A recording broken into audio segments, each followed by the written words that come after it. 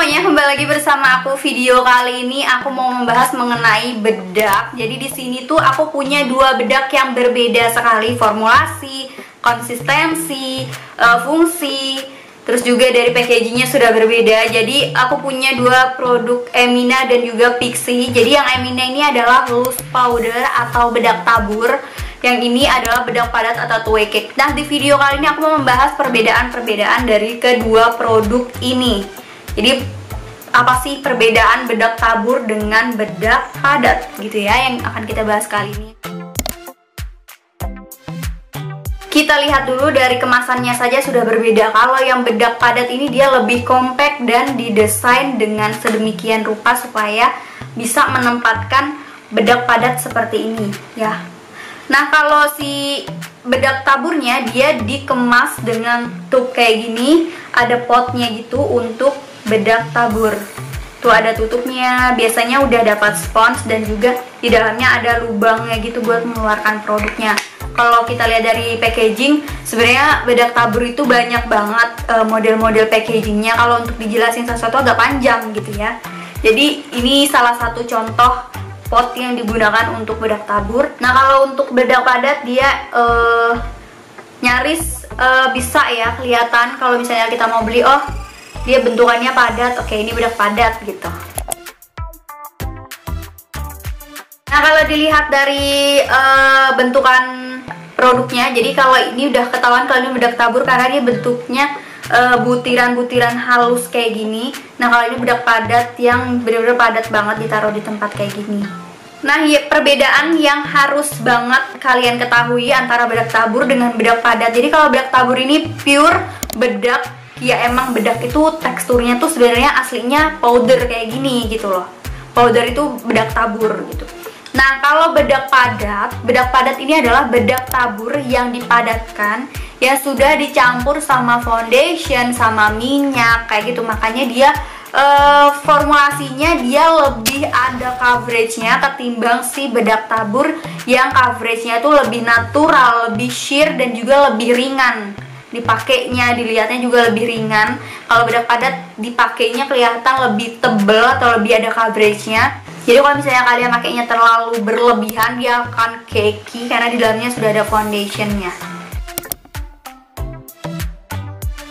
Oke, jadi kita lanjut ke kegunaannya. Jadi sebenarnya bedak tabur ini tuh diperuntukkan buat kalian-kalian yang punya jenis kulit kombinasi cenderung berminyak. Kenapa aku bisa bilang seperti itu? Karena bedak padat ini tuh lebih gampang nyerap di kulit berminyak, terus lebih gampang nyatu ke kulit, lebih mudah berbaur dengan foundation kalau untuk bedak padat di kulit berminyak. Oke. Terus karena dia ini ringan, jadi finishnya dia terlihat lebih natural di kulit berminyak. Jadi ngebantu mengunci minyak yang ada di wajah kayak gitu loh.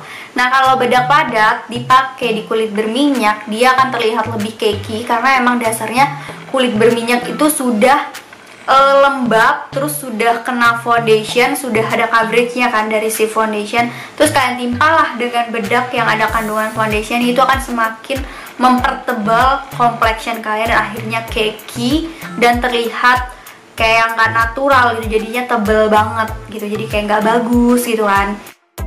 Terus lanjut untuk kulit yang kering. Jadi kalau misalnya kulit kering pakai loose powder atau bedak tabur, dia agak sulit nyatu gitu. Kenapa? Karena emang udah dasarannya dia kering kan. Jadi harus banget pakai foundation atau pelembab wajah yang emang mampu gitu mengunci bedak tabur. Jadi pakainya tipis-tipis aja, jangan banyak-banyak karena takutnya nanti semakin kering gitu kan. Terus kalau misalnya kalian kulitnya tadi itu kering kan, terus kalian pakai two way cake, ini bakal bagus banget hasilnya. Kenapa aku bisa bilang kayak gitu? Karena di dalam two way cake itu biasanya ada kandungan yang melembabkan, kayak udah dicampur sama minyak, sama foundation, jadi dia ngebantu melembabkan wajah kalian gitu. Nah, lanjut sekarang membahas kenapa sih kulit berminyak gak boleh pakai bedak padat. Jadi kulit berminyak itu bukan berarti gak boleh sama sekali pakai bedak padat.